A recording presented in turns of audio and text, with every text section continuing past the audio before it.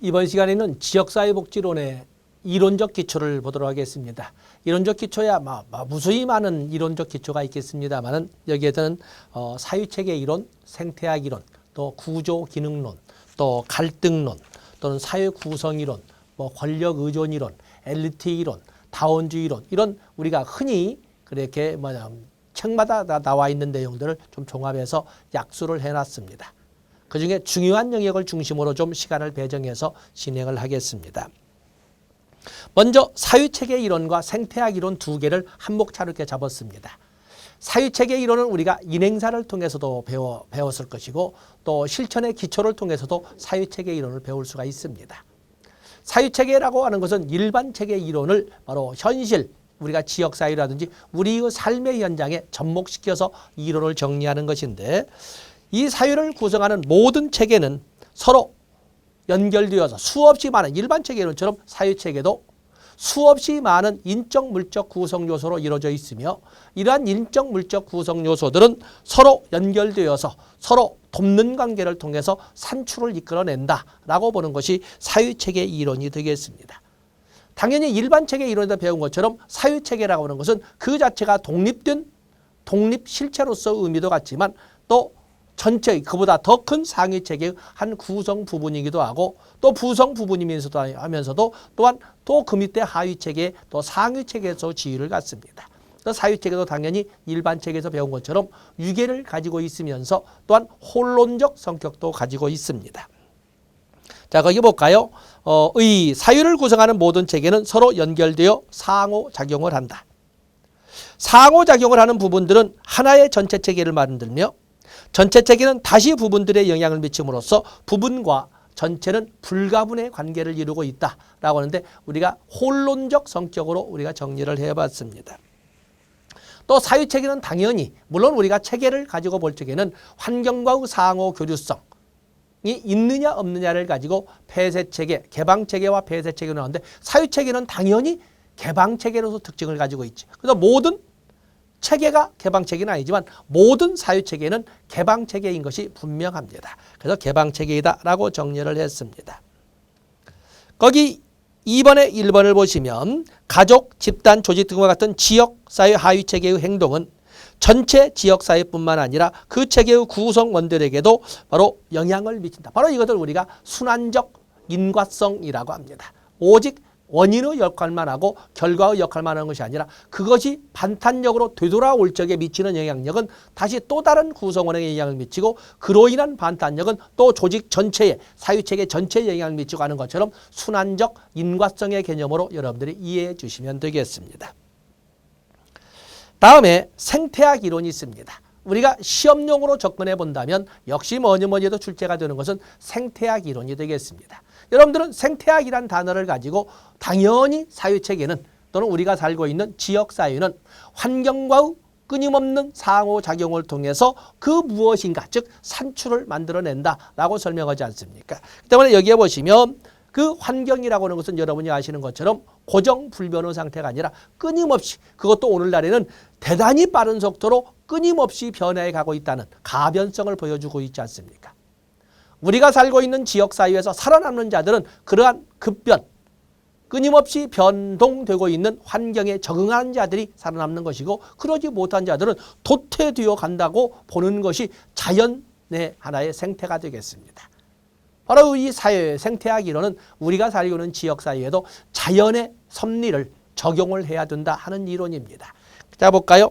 다인의 생물학적 결정주의는 적자 생존에 기초하여 지역사회가 변화에 순응하면 살아남는 것이고 순응하지 못하면 도태된다는 자연의 섭리를 강조하는 것이 생태학 이론이 되겠습니다. 당연히 생태라고 할 때 환경이라고 하는 수없이 많은 거기 보면 조직사회의 생태체계는 에코시스템은 지역 주민, 건물, 인구 밀도, 토지 사용, 사회 구조 등 다양한 구성물로 형성되어 있다고 봅니다. 인적, 물적, 유역, 무형의 다양한 요소로 구성되었다고 봅니다. 자, 중요한 것은 다음 페이지 첫째 줄. 우리가 살려온 지역사회의 구성 요소들은 끊임없이 희소 자원을 획득하기 위하여 경쟁하고 있다. 적자 생존 자연 사회 진화론에서 적자 생존의 논리에 의해서 끊임없이 희소 자원을 차지하기 위해서 경쟁하고 있다라고 전제를 합니다. 그래서 이 생태학 이론은 환경과의 적합성, 환경과의 상호 교류, 또 적응을 지지하거나 방해하는 요소 등을 중시한다라고 설명을 합니다. 특히 인적 물적 무수히 다양한 인적 물적 구성 요소로 이루어졌다고 하면서도 생태학 이론에서는 그중에 특히 물질적 환경을 보다 더 강조한다는 것을 우리가 2번에 1번에서 정리를 하셔야 됩니다. 그래서 물질적 환경이 변하면 지역사회 생활도 변할 수밖에 없다라고 이렇게 전제를 하고 이론을 전개하는 것이 생태학 이론입니다. 그리고 3번에 보시면 집단들은 토지, 집, 일자리, 지원, 자원, 저 위에 젤로 유치된 것처럼 이런 자원을 갖기 위해서 경쟁을 하며 강한 그룹이 지역사회를 지배하게 되고 경쟁에서 진짓한다는 주변 환경에 적응하게 된다.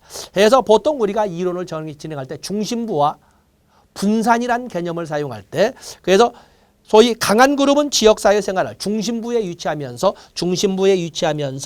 지역사회 생활을 지배하게 되게 되는 것이고 이 경쟁에서 진 그룹들은 주변 환경에 분산됨으로써 지역 환경에 적응하게 된다. 맞아요. 그 주변 환경에 적응하게 된다라고 보는 것이 생태학 이론인데 우리의 출제비 중에 영순위는 바로 생태학 이론에 두고 있는 것입니다.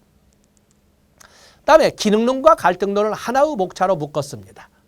기능론이라고 하는 것은 물론 사회학적 관점으로 본다면 구조기능론, 기능론의 이론적 기초는 사회유기체설입니다.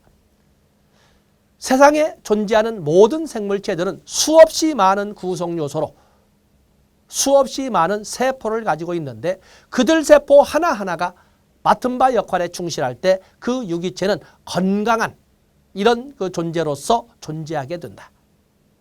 우리가 살고 있는 지역사회라고는 사회체계도 역시 마찬가지로 지역사회도 수없이 많은 세포와 똑같은 수없이 많은 인적 물적 구성요소로 구성되어 있는데 그들 인적 물적 구성요소 하나하나가 맡은 바 역할에 충실할 때 그 지역사회는 건강, 건실, 건전한 사회를 형성하게 된다 하는 이론이 구조기능론입니다.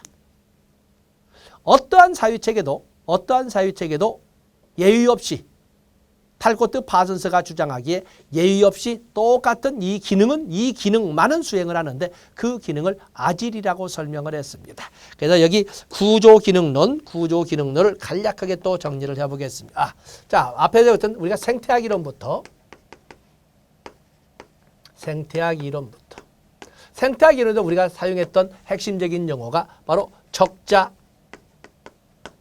생존론이죠. 한자로 본다면 급변하는 환경에 적응하는 자는 살아남는다 이거지요.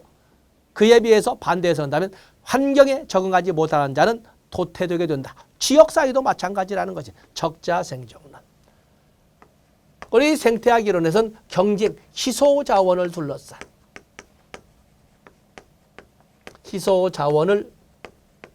둘러싼 경쟁이 보편화되어 있다. 그래서 경쟁에서 급변하는 환경 속에서 살아남은 자는, 적응하는 자는, 또 강한 자는 중심부에 남아서 지역 생활을 지배하게 되는 것이고 지게 된 자는 분산됨으로써 주변 지역으로 분산됨으로써 주변 환경에 적응하게 된다라고 하는데 바로 중심부에 교재에는 적힌 여러분들은 거기 말로 말해 중심부와 분산의 개념으로 정리해 주시면 됩니다. 그래서 이 중심부는 소위 적응하는 자, 강한 자, 또 적응하는 자 하는 자로 지역사회를 표현하고 분산이라고 해서 주변 환경에 적응하게 된 데는 소위 적응하지 부적응자, 부적응사회. 지금 현재 우리가 두려운 것은 바로 제4차 혁명 아니겠습니까? 세계의 자동차 산업을 이끌어갔던 미국의 디트로이트가 그야말로 거대 공장의 빈 건물로 그야말로 범죄의 온상으로 이렇게 바뀔 줄을 누가 알았겠어요. 지금도 역시 우리가 보면은 조선산업이 어려워짐으로써 군산이나 사천이나 이런 많은 도시들이 그야말로 폐허가 되듯이 이렇게 바뀌어져 버리는 이런 모습이 있는 것처럼 지금 우리도 역시 4차 혁명의 이런 환경 변화 속에서 살아남느냐 살아남지 못하냐는 지역사회의 운명을 결정하게 될 거예요. 그래서 중심부와 분산이란 용어를 써서 지역사회 이론을 분석하고자 했던 것은 생태학 이론이 되겠어요. 그 생태학 이론에 또 나온 것이 뭐 생태체계에서 배운 것처럼 적합성이라든지 또는 유능이라든지 또는 스트레스, 대처 이런 용어도 우리가 인행사회에서 배웠던 용어겠습니다만 저는 우리 지역사회로서는 지역 보존 바로 이런 용어들 그리고 특히 체크제나 노태정 체크의 교재 정리하던 중심부와 분산의 개념은 이렇게 보시면 됩니다. 그다음에 구조 기능론과 갈등론인데 구조 기능론의 이론적 기초는 사회 유기체설입니다. 사회 유기체설. 그래서 맡은 바 역할의 하나하나의 구성 요소들이 맡은 바 역할에 충실할 때 그 사회, 그 실체는 건강한 이런 존재로 또는 지역사회로 남게 된다라고 설명을 하는데 이 구조기능론에서 사회체계, 지역사회의 기능, 사회의 기능을 우리는 탈코트 파슨스의 아지를 가지고 설명을 했습니다. 탈코트 파슨스의 아지에서 교육처럼 모든 지역사회라고 불리우는 이런 지역사회는 먼저 아답타이션,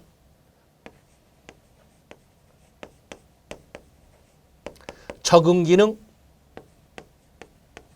골 어테인먼트, 목표 달성 기능, 인테그레이션,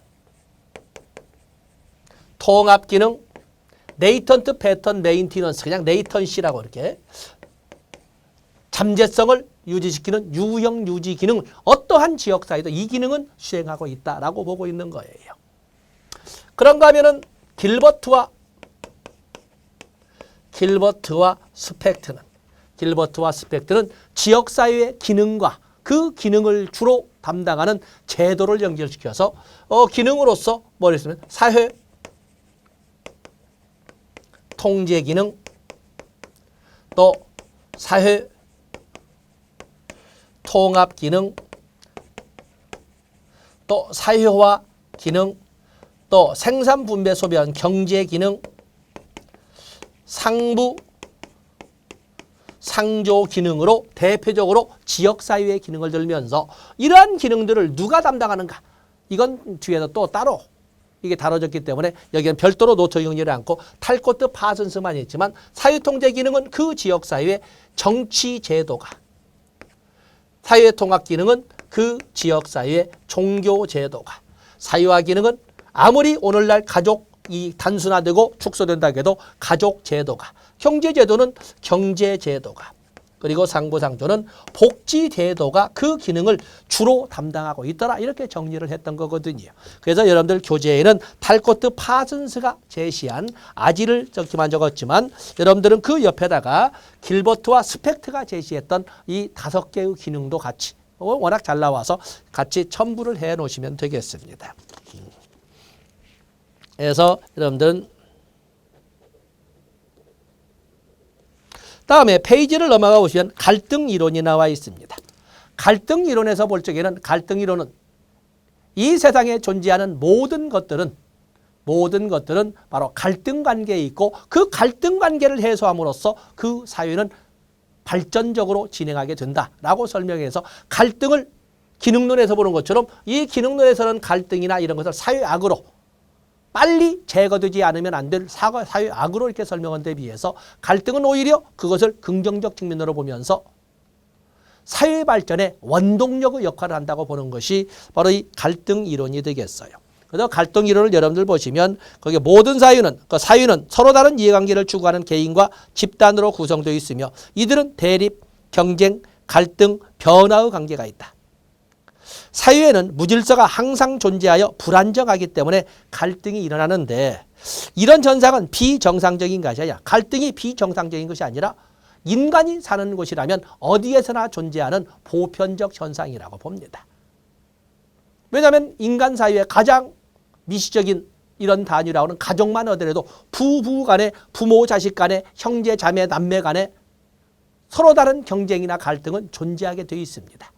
그 원인을 얻어보냐면 불평등, 자원의 불평등 배분에 잡고 있는데 이런 것처럼 갈등은 기능론에서 바라보는 것처럼 사회악으로 볼 것은 아니다. 인간 세상이라면 언제 어디서나 존재하는 보편적 현상이라고 보는 것은 갈등 이론이라고 봅니다. 그래서 거기 보시면 뭐 3번, 4번 쭉 보시고 아래 기본 가정도 같이 보시면 되겠습니다. 다음에 오른쪽에 보시면 사회 구성 이론과 권력 의존 이론을 또 하나로 묶어서 이렇게 목차를 잡았습니다. 사회 구성 이론은 좀 좌파적 사상입니다만 우리가 보면은 우리가 살고 있는 지역 사회를 만든 것은 소수 지도자 집단의 희생과 헌신에 의해서 만들어졌다. 앞으로도 이 지역 사회는 그 지도자 집단의 헌신에 의해서 보다 발전적인 방향으로 나아갈 것이라고 일반적으로 알고 있지만 아니다라고 주장하는 것이 사회 구성 이론입니다. 마치 마르크스 사상에서 말하는 것처럼 그야말로 압박 민족의 해방 투쟁을 통해서 사회가 국가가 만들어진다는 그 관점처럼 우리가 살고 있는 이 지역 사회라고 하는 것은 소수의 엘리트 집단이나 소수의 지도자 집단에 의해서 만들어지는 것이 아니라 우리가 흔히 취약계층이나 소유계층이나 주변부라고 부르는 그들의 투쟁을 통해서 만들어진 것이다. 그래서 현실 기반 이론 또는 사회 건설 이론이라고 합니다. 자, 1번 보세요. 사회 구성 이론은 사회나 현실은 기존 체제에서 소유된 주변부의 사람들이 만들어 간다는 이론으로 사회 건설 이론, 현실 건설 이론이라고 한다. 소수의 지도자 또는 지도자 집단이라고 하는 그 사회 건설자라고 인식하고 그들만이 사회 건설자라고 보는 2번. 기존의 사회과학적 인식의 틀을 거부하고 주변부에 사는 사람들의 삶과 관련된 지식 발전을 위한 기초를 제공했고 이에 대한 바탕에 대한 어떤 기초 이론으로 역할을 하는 것이 바로 4번의 과거와의 단절을 부정하고 객관적 진리를 부정하고 절대성을 부정하는 이런 포스트 모더니즘의 영향을 받았다는 것을 체크해 주시면 되겠고 그리고 사회학적으로서는 바로 상징적 상호작용, 똑같은 사물이나 똑같은 대상이나 똑같은 현상을 본다 하더라도 그에 대한 인식은 인식의 주체인 사람들마다 다르다.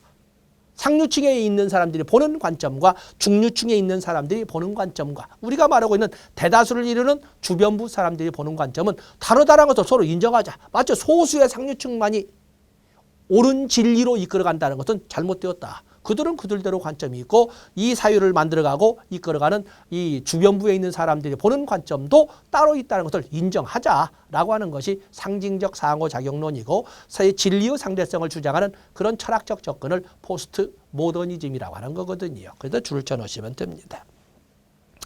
다음에 권력 의존 이론이 있습니다. 우리가 살고 있는 지역사회는 크게 두 부류로 나눠볼 수 있는데 권력의 의존해서 가는 사람들과 권력을 가지고 누리면서 살아가는 사람으로 나눠볼 수 있다라고 설명을 합니다. 거기에 보시면 먼저 2번부터 볼까요? 지역사회 내에 존재하는 조직들은 권력을 갖든지 아니면 권력에 의존함으로써 지역사회 복지 성장 가능에 기여할 수 있다는 점을 강조한다. 그래서 권력 의존 이론은 지역사회 내 조직들이 어떻게 권력을 획득하게 되고 어떻게 권력을 분산하게 되는지를 분석한 이론이다라고 하는 것이 권력 의존 이론 또는 힘 의존 이론이라고 합니다.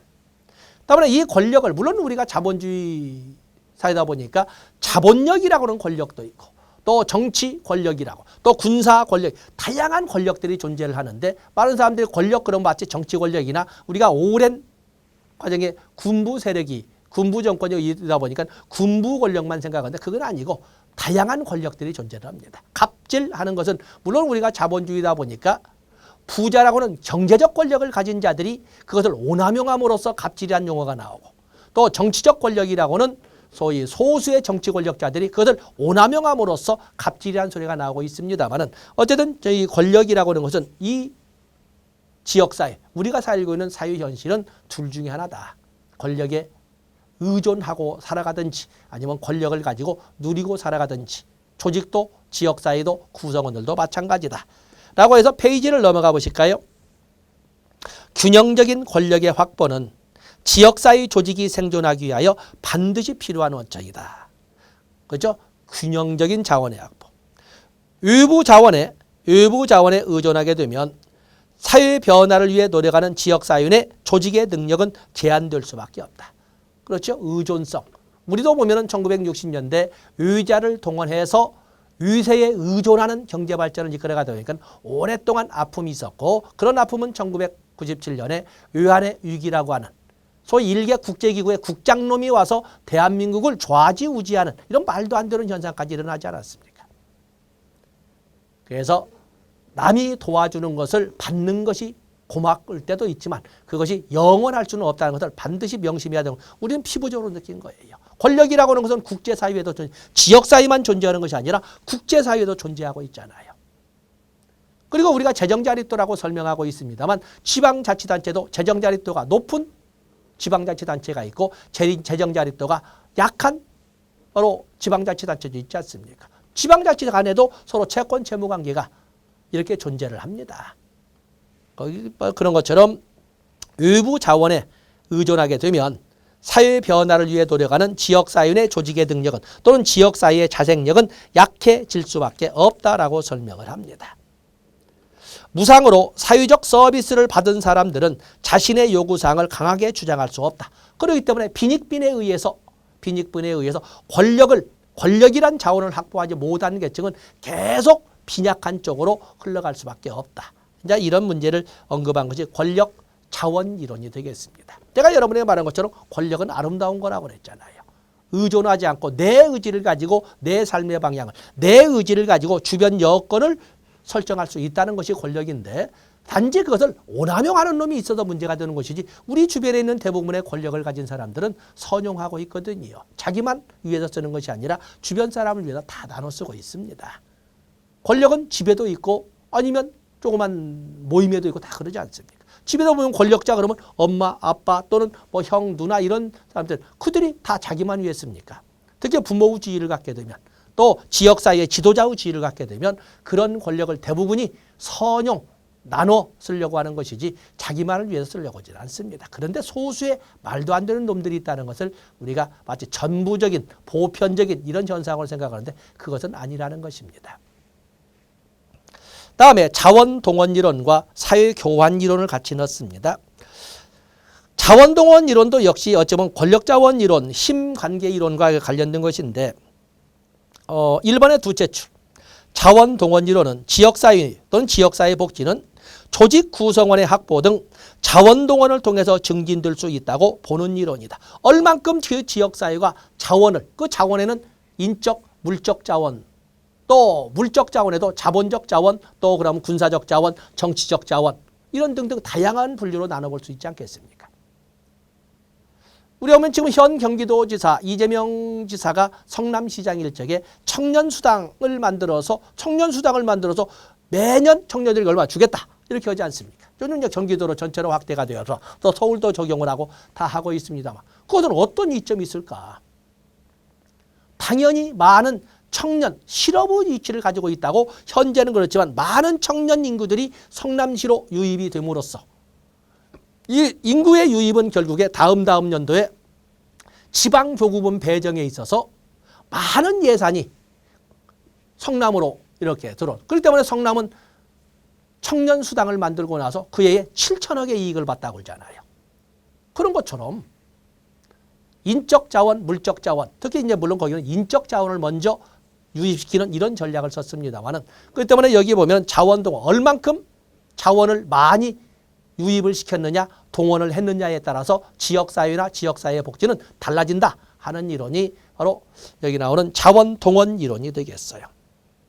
두 번째 보시면 지역사회 복지는 조직 구성원의 확보 등 자원동원을 통해서 증진할 수 있다. 이렇게 했던 1번의 내용을 가지고 있는 것처럼 거기 오면 사회운동 조직의 역할에 대한 그리고 사회운동 조직 역할의 한계에 대한 분석 이론이라고 볼 수가 있습니다. 그래서 거기 보면 자원동원 이론의 지역사회 복지 실천에 적용 나와 있죠. 특히 사회운동이나 사회저항을 가지고 있는데 먼저 4번부터 보신다면 자원동원 이론은 사회적 불만의 팽배를 사회운동의 직접 원인으로 보는 전통적인 시각을 비판하고 있다. 그래서 사회적 불만이 터질 단계가 됐기 때문에 사회운동이 일어났다라고 설명하는데 그건 아니다. 1번 사회운동은 집단들의 주장이 정치적 의사결정 과정에 반영되지 않음으로써 발생한 것이다. 해서 여러분들은 거기 2번에 1번과 4번을 가지고 여러분들이 접근해 주시면 되겠습니다. 다음에 오른쪽에 보시면 사회교환이론이 있습니다. 우리가 살아가는 이 사회활동이라고 하는 것은 서로가 가진 자원의 상호 교환을 통해서 이루어진다고 봅니다. 그렇기 때문에 이 상호 교환, 여기 호만스와 블라우가 대표적으로 권력 의존 이론을 발전시킨 이론이라고 설명을 하고 있는데, 결국에 교환이 서로 갑과 을 사이에 대등한 교환이 이루어진다면 지역사회의 질적 수준이나 지역사회의 복지 수준이 높아지겠지만, 만약에 그것이 불균형 상태로 이르게 된다면 지역사회의 수준이나 복지는 와해될 수밖에 없다라고 하는 것이 상호 교환 이론입니다. 특히 이 교환 이론은 우리가 노인복지에서 많이 다루고 있지 않습니까? 노인들이 지니고 있는 자원은 당연히 이 사회를 중심적으로 이끌어가는 청장년들이 가지고 있는 자원에 비해서 열등할 수밖에 없고, 그렇기 때문에 서로 상호 교환을 관계를 통해서 이 사회를 이루고 있지만 노인의 지위는 떨어질 수밖에 없다, 이렇게 설명하는 거거든요. 그렇기 때문에 지역사회도 지역사회 혼자만 살아가는 폐쇄체제가 아니기 때문에 다른 지역사회와 상호 교환을 통해서 이 사회, 보다 큰 지역사회, 보다 큰 단위인 국가를 만들어간다 하더라도 열등한 자원을 보유한 지역사회는 다른 지역사회에 비해서 열등한 지위를 가질 수밖에 없고, 열등한 지위는 열등한 수준의 배정을 받을 수밖에 없다라고 설명하는 것이 사회교환이론이 되겠어요. 진정 거시적 관점에서 전체가 잘 살아가기 위해서는 개인적으로도 또 집단 간에도 또 지역사회 간에도 균등한 교환이 이루어지게끔 조정해야 된다라고 설명을 합니다. 그러면서 거기 밑에 보면 권력 불균형이 있게 되면 결국에 지역사회는 와해되게 되는데, 그것을 시정하기 위한 힘의 균형 전략으로 하드캐슬이 5가지를 제시를 했습니다. 거기다 중요 표시하시면 됩니다. 어느 한쪽이 지나치게 힘을 가지고 갑질을 하면 경쟁 전략을 통해서 너 그렇게 딱딱거리게 되면 너를 거부할 수 있어? 트럼프가 지금 우리가 세계화라고 하지만 팩스 아메리카나 절대적인 미국 중심의 세계화잖아요. 그러다 보니까는 어느 나라도 함부로 미국을 견제하지 못하고, 하물며 G2라고 하는 두 개의 정부 중에 한 정부는 중국마저도 트럼프의 말 한마디에 어찌하지 못하고 좌지우지되는 이런 상황이지 않습니까? 우리가 대미 의존도 대일 너무 크다 보니까 미국의 또는 일본의 이렇게 그들의 경제정책에서 좌지우지되다 보니까 우리는 그에 대한 상대방을 바로 다변화시켰죠.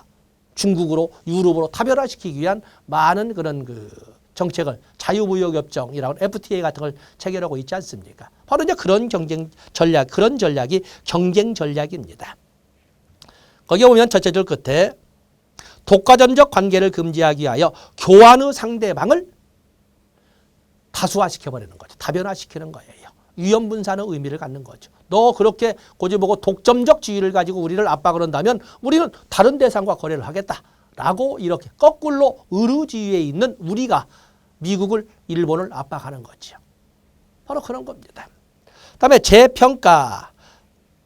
어느 한쪽이 지나치게 갑질을 하게 되면 갑이 보유한 자원에 대해서 재평가 등을 이렇게 함으로써 그에 대한 소위 수요나 수요량을 줄여버리는 겁니다. 이것을 재평가 전략.